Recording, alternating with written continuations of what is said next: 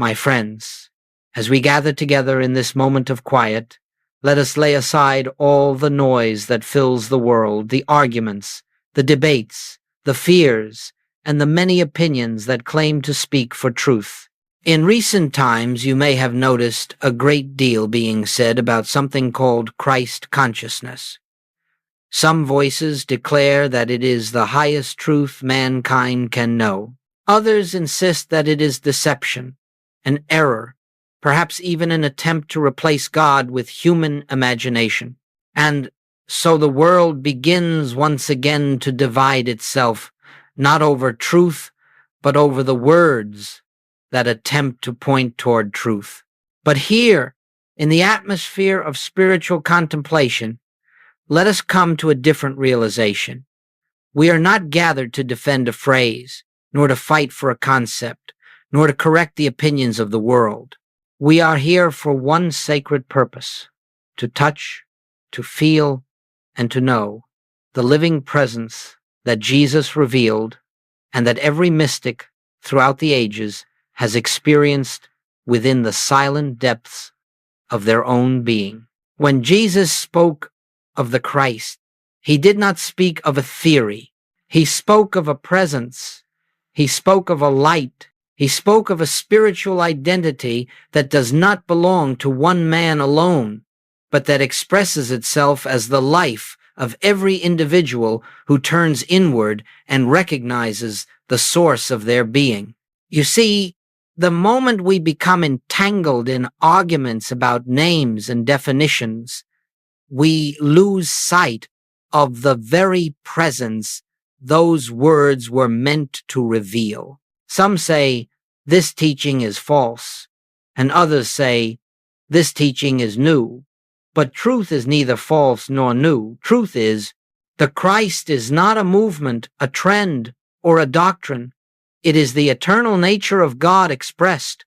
And whether we use the phrase Christ consciousness or never utter those words once in our lifetime, the truth itself does not change. It is the same yesterday, today, and forever. And it exists not as an idea in the mind, but as a living reality in the depth of spiritual awareness. So let us begin here, not with controversy, not with reaction, but with recognition. Let us open ourselves to the possibility that behind every argument about Christ, behind the fears and the claims and the counterclaims, there is a presence silent, infinite, indivisible, waiting to be acknowledged. And as we proceed together, I ask you to do only this. Do not listen with the mind that seeks to agree or disagree. Listen with that deeper sense within you which knows truth by its own light. For what we explore today is not a concept to be debated, but a reality to be realized. And in that realization, all fear dissolves, all confusion is quieted, and only the one remains. Now let us go a little deeper, and let us do so gently, without haste. For when we approach spiritual truth with hurry, we approach it with the mind, and the mind can only interpret what it already knows. Spiritual truth must be received in stillness, in openness, in that inner listening where the presence itself imparts its own meaning. The great misunderstanding surrounding what is called Christ consciousness arises from this very point.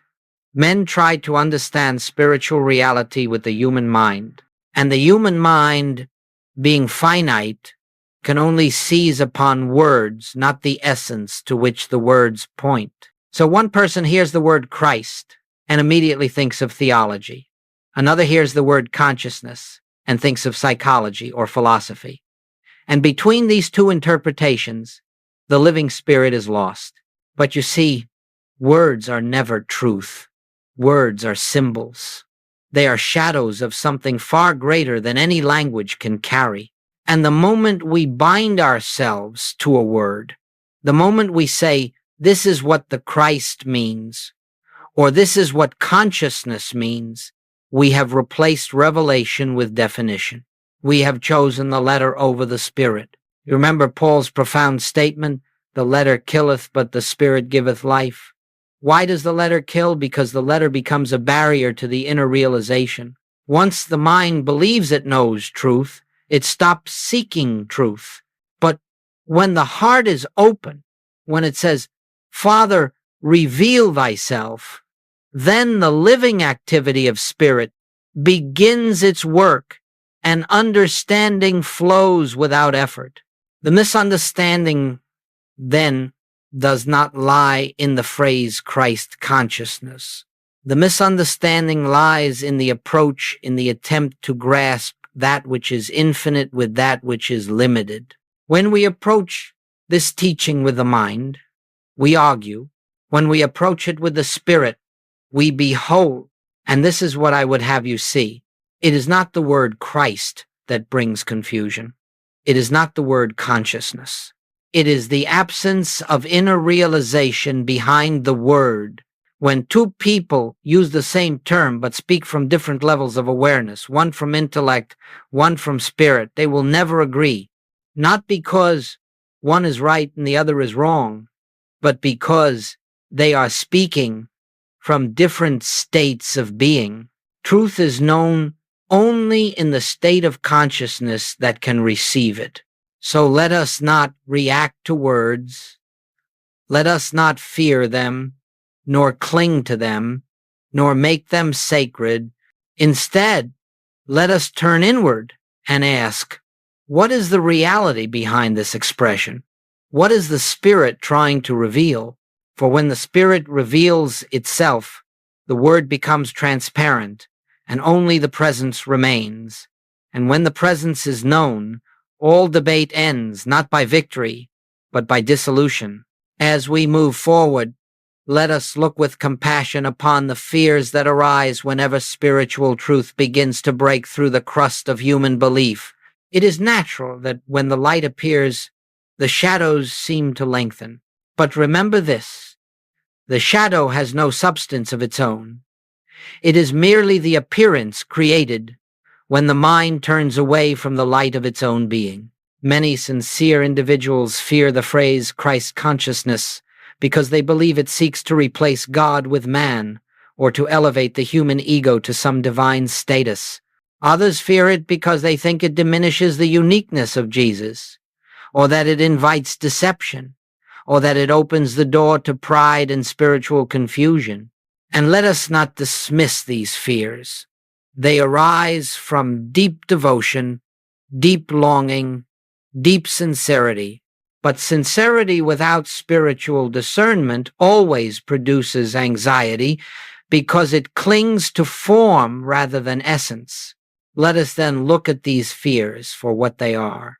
Not signs of truth, but signs of separation. Fear always has one root, the belief that we stand apart from God, that we must protect ourselves from error, from illusion, from darkness.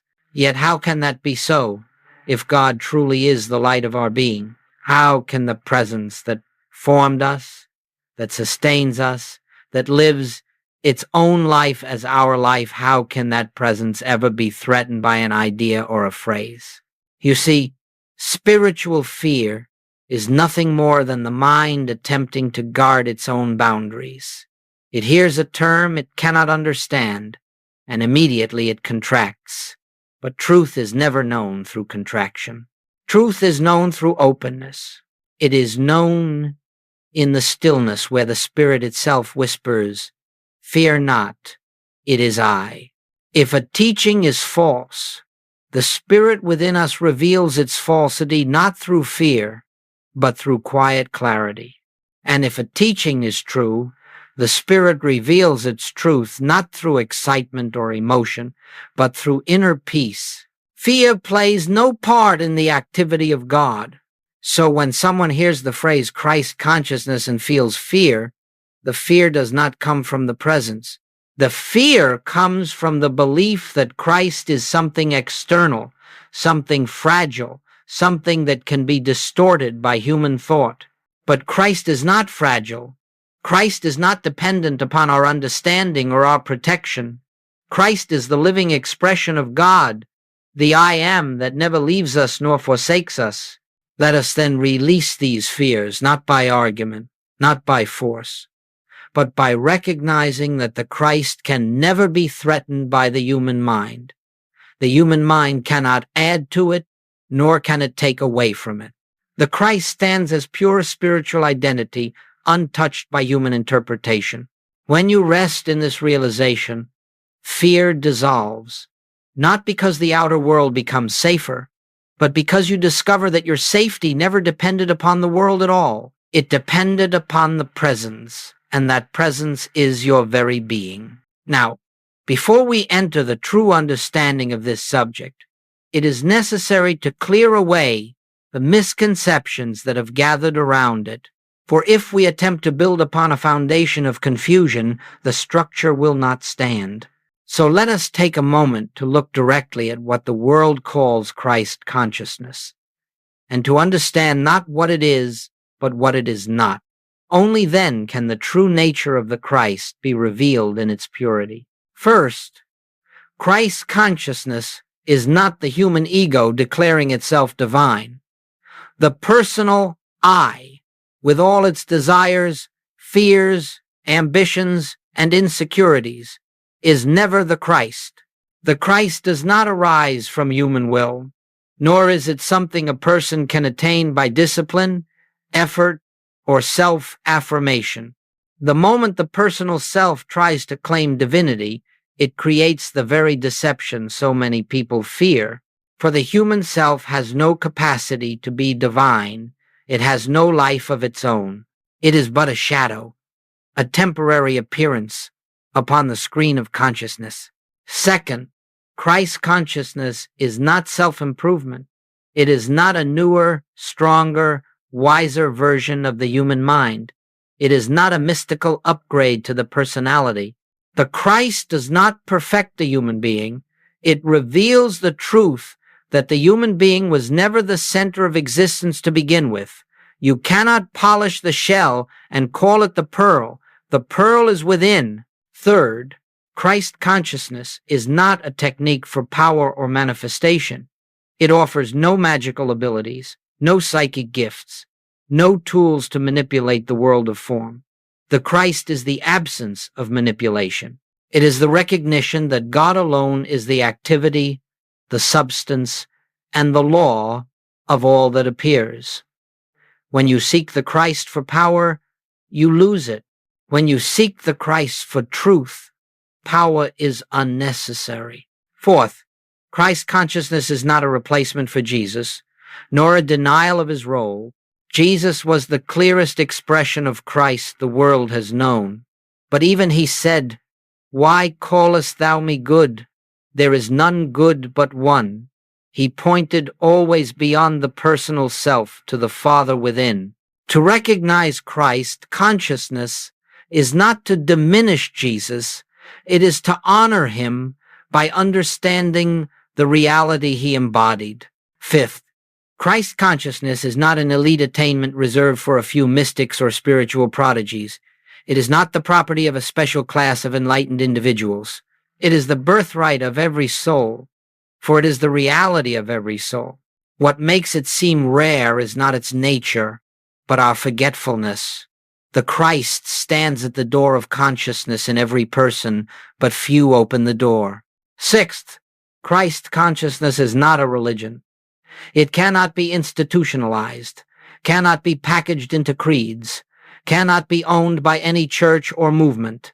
It does not require adherence to any tradition.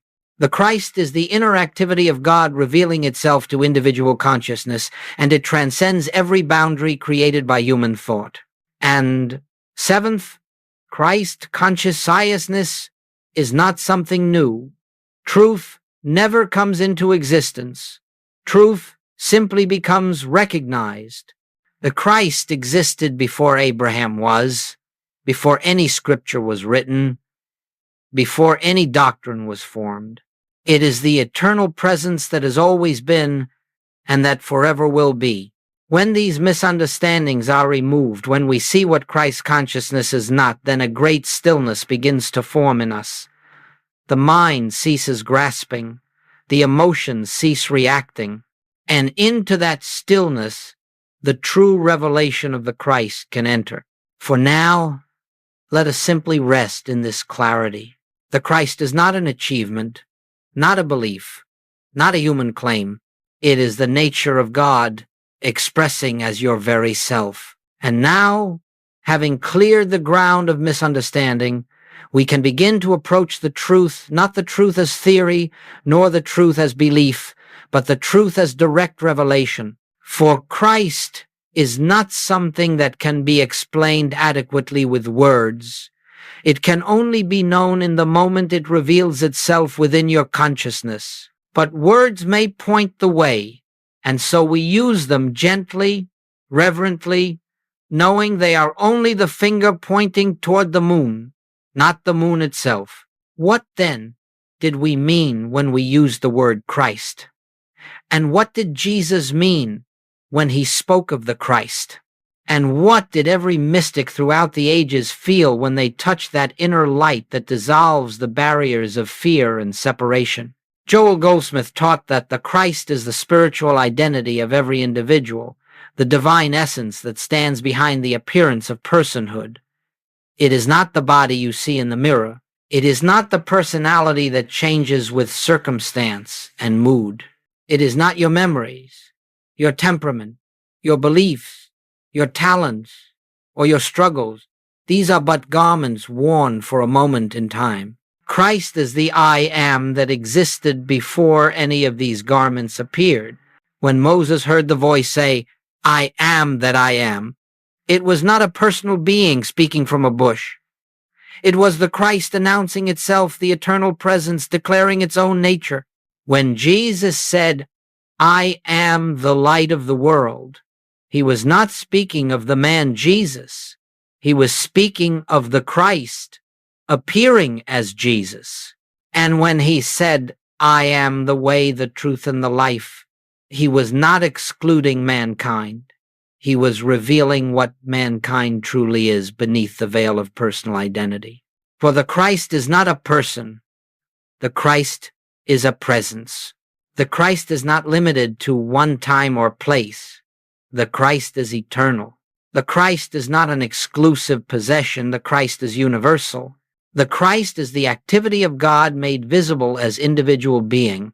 Goldsmith would often say that Christ is God individualized, not God divided, not God fragmented, not God parceled out, but God expressing itself as infinite forms of one life, one being, one consciousness. When you look upon a person, any person, regardless of appearance, you are beholding a form in which the Christ abides, whether recognized or not. When you look upon yourself, what you call me is only the surface. Beneath that surface, closer than breathing, nearer than hands and feet, shines the same Christ. This is why the Christ cannot be owned by any religion. It cannot be confined to a creed or a temple. It cannot be imprisoned in dogma or tradition. The Christ is the light that lighteth every man that cometh into the world. And if it lighteth every man, then it also lights you.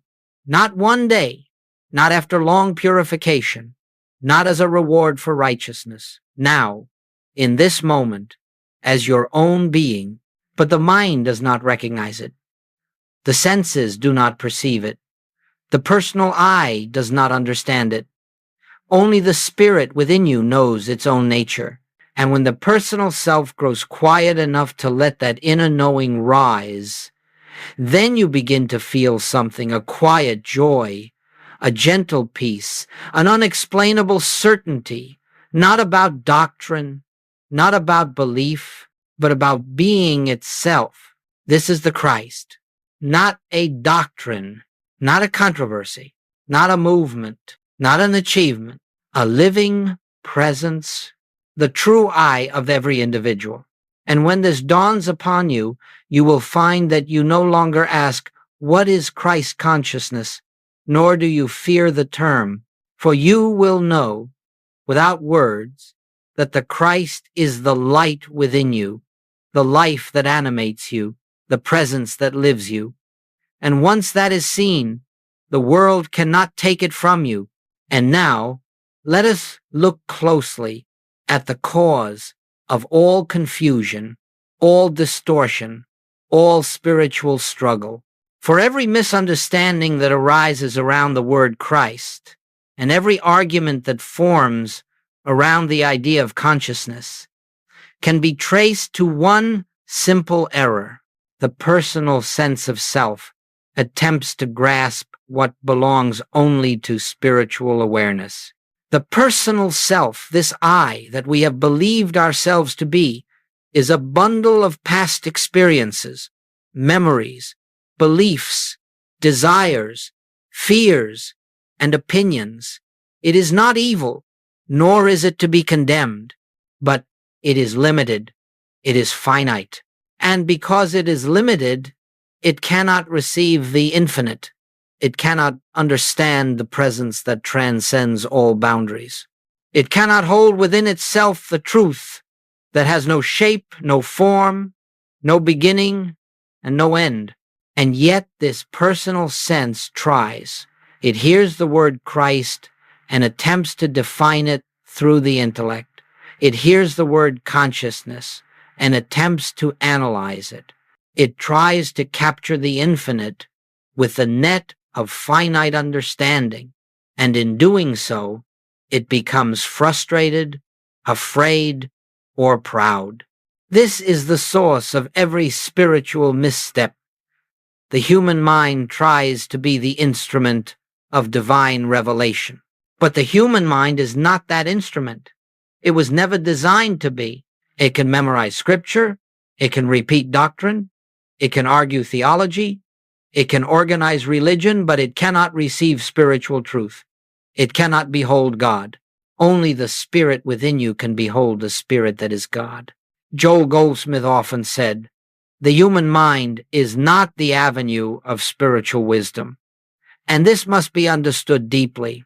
For the moment we attempt to understand God intellectually, we create a concept of God. And a concept is not God.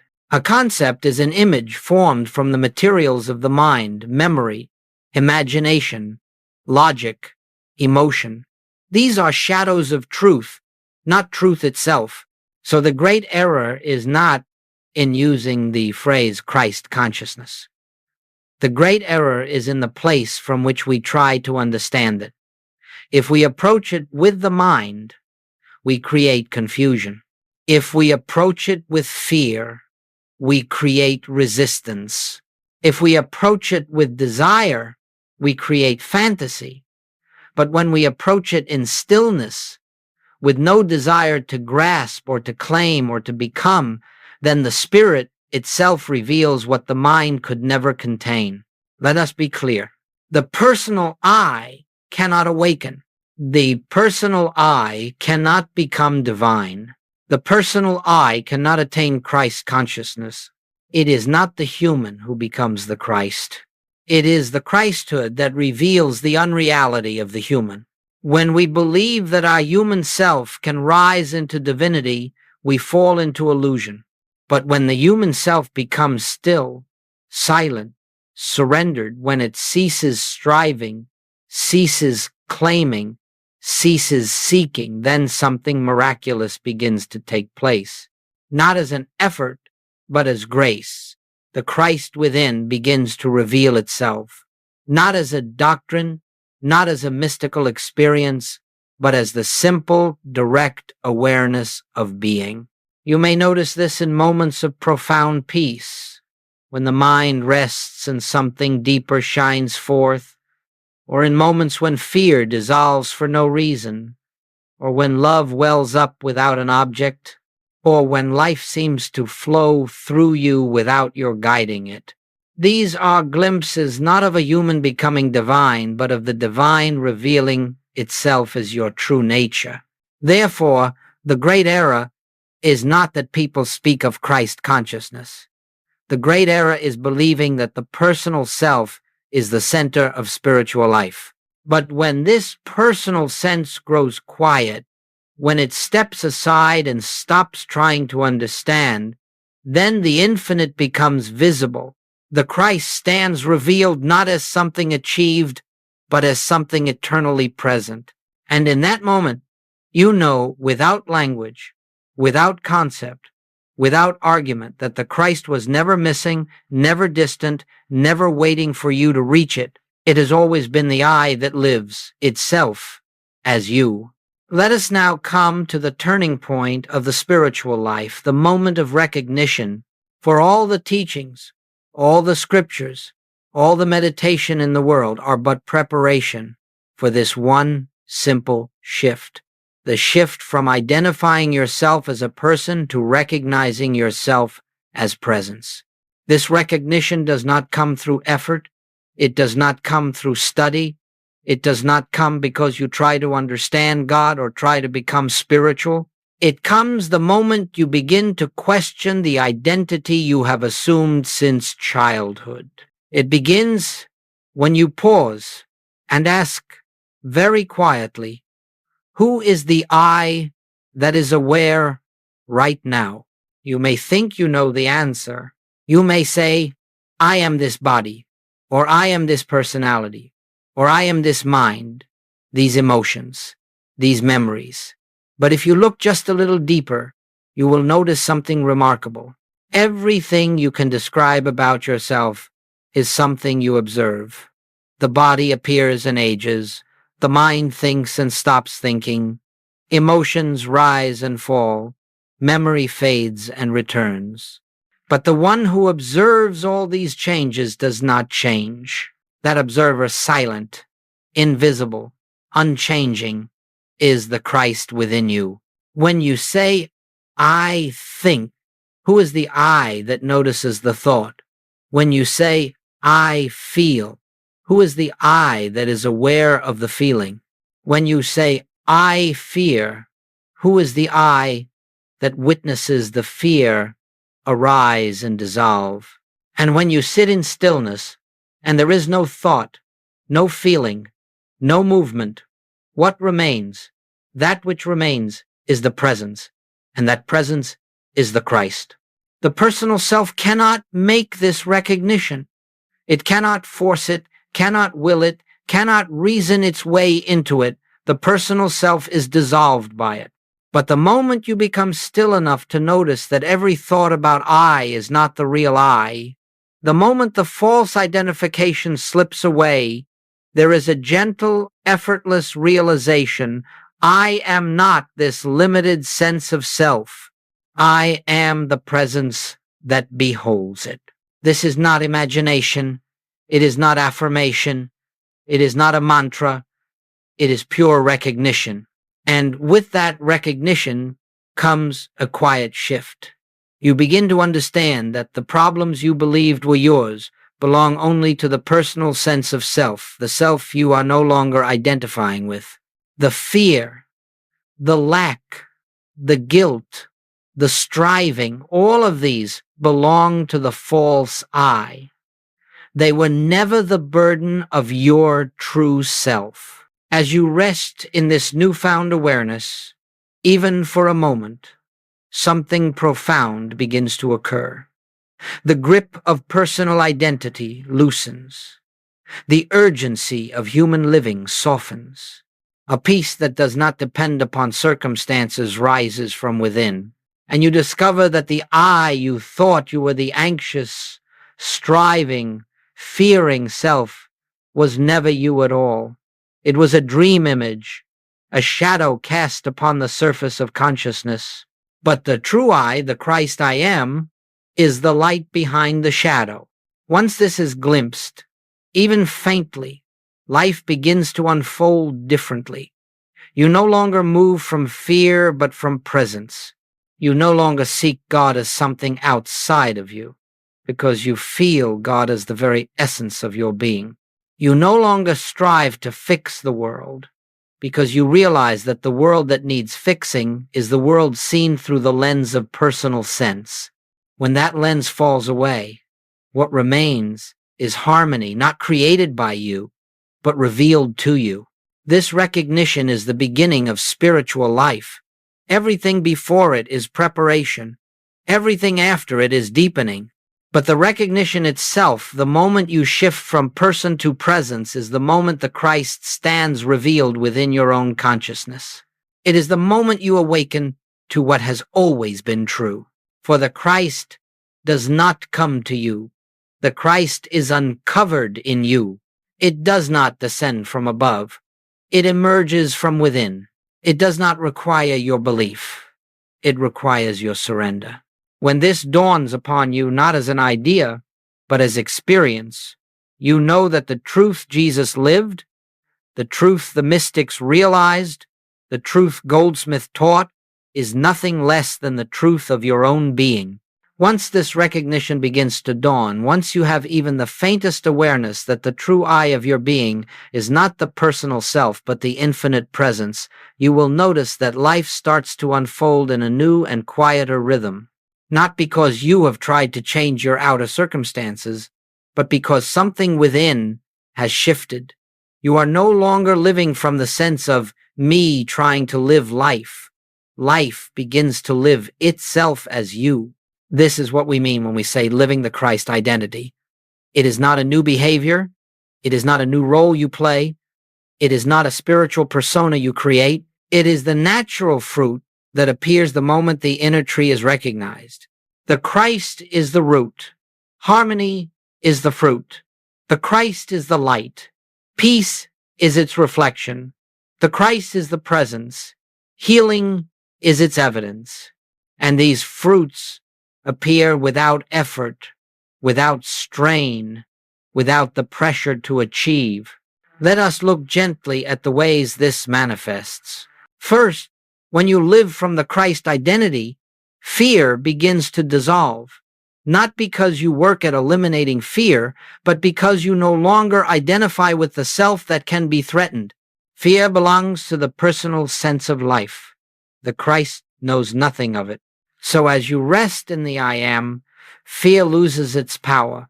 It has no foothold, for it no longer finds an identity in you through which to operate.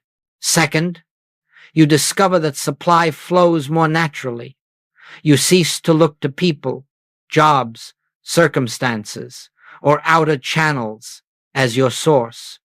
You begin to feel deeply, quietly, that I am is supply. Not that supply comes to you, but that supply lives as you. When this is realized, the anxiety around money, opportunity, and provision gently loosens. You take whatever actions are necessary, but you are no longer driven by fear, and therefore your actions are guided rather than forced. Third, healing begins to arise without effort. This does not mean the body must always be perfect according to human standards. It means the sense of being a body with a problem softens.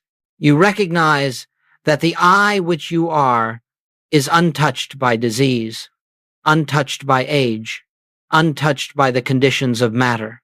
And as that realization deepens, many physical struggles simply dissolve in the light of truth, not because you have attempted to heal them, but because you have ceased to identify with the self that suffers from them. Fourth, relationships transform. When you recognize the Christ as your identity, you begin to recognize it as the identity of every individual, regardless of their behavior. You no longer react to the mask others wear. You see behind the mask to the presence that stands there silently. This does not mean you accept harmful behavior or become passive. It means your responses become rooted in clarity, not in fear or judgment. Love arises naturally, not sentimental love, but the love that sees truth in spite of appearances. Fifth, judgment fades. Judgment is the activity of the personal self comparing one image with another. The Christ does not judge because the Christ sees only itself. As this vision opens within you, the harshness you once had toward yourself softens. The harshness you once had toward others dissolves. You begin to live in a quiet freedom, free of condemnation, free of self-attack, free of resentment. Sixth, Inner peace becomes the atmosphere of your life, not a peace that is created by silence or meditation, but a peace that flows from the realization that your being is sustained by the presence, not by human effort. When you stop trying to manage life, life manages itself. When you stop trying to understand the plan, you see the plan unfolding moment by moment as grace. And seventh, the need to argue, to defend, to explain disappears. For when the Christ is recognized, truth becomes self-evident. You no longer feel compelled to convince anyone. You no longer feel threatened by differing views. You live in a sense of inner freedom, knowing that truth is not something that needs your protection. Truth protects itself by its very nature. This, then, is living from the Christ identity, not a new behavior or a new belief, but the quiet unfolding of life as it is meant to be lived. The Christ within you is not waiting for you to become spiritual. It is waiting for you to become still, that it may reveal itself. No human being can live the Christ life, but the Christ can live its life as you, the moment you cease striving and begin resting in the truth of your being. And now, as we come to the close of our time together, let us enter the deepest and most essential truth of all, that the Christ cannot be understood through speech, nor fully conveyed through teaching, nor captured by any phrase, whether praised or criticized. All that we have said here, all that has been offered in gentle explanation, is but the preparation for something infinitely more real than words. For spiritual truth is never contained in the mind. It is revealed only in the stillness of your own being. You may notice that throughout our exploration, something in you has grown quieter. Something has softened. Something has become more spacious. That is not due to the words themselves. It is due to the activity of the presence within you, responding to the recognition of its own nature. For the Christ does not lie in the future. It does not lie in intellectual understanding.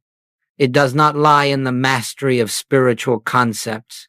The Christ is the I of you, the very light of your consciousness, awaiting nothing but your willingness to be still. If you were to forget every word spoken here and remember only this, it would be enough. The Christ is the true identity of your being. It cannot be threatened, cannot be argued, cannot be diminished, and cannot be lost. Whether the world accepts this or rejects it, whether language confuses it or clarifies it, whether beliefs support it or contradict it, none of these change the truth. The truth stands silently, eternally, as the foundation of your existence. So do not concern yourself with the questions that trouble the world. Is Christ consciousness true? Is it false? Is it a danger? Is it a deception? These questions arise only when we are still identified with the personal mind. When the Christ within you is recognized, the questions dissolve of themselves, not because you have found the correct answers, but because you have discovered that the questioner was never the real you. From this moment on, I invite you to practice only one thing. Whenever you find yourself confused, fearful, defensive, or uncertain, pause just for a breath and gently ask, who is the I experiencing this? And as you sit with that question, without hurry, without strain, without searching for an answer, you will begin to feel a subtle shift. The personal I, with all its burdens, begins to recede, and the true I, the Christ, begins to reveal itself as peace, as clarity, as presence. This revelation does not need your belief. It does not need your effort. It does not need your perfection. It needs only your willingness to be still. So we leave this teaching not with more knowledge, but with a deeper silence, not with certainty of words, but with certainty of presence, not with an idea of Christ, but with the living Christ shining quietly as your very self. Let us rest, then, in that which is eternal. Let us rest in the I am that was before all thought. Let us rest in the presence that needs no defense and offers no argument.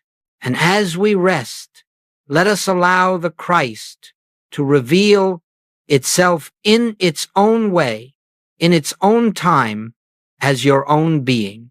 And in that revelation, all doubts end, all fears dissolve, and only the one remains.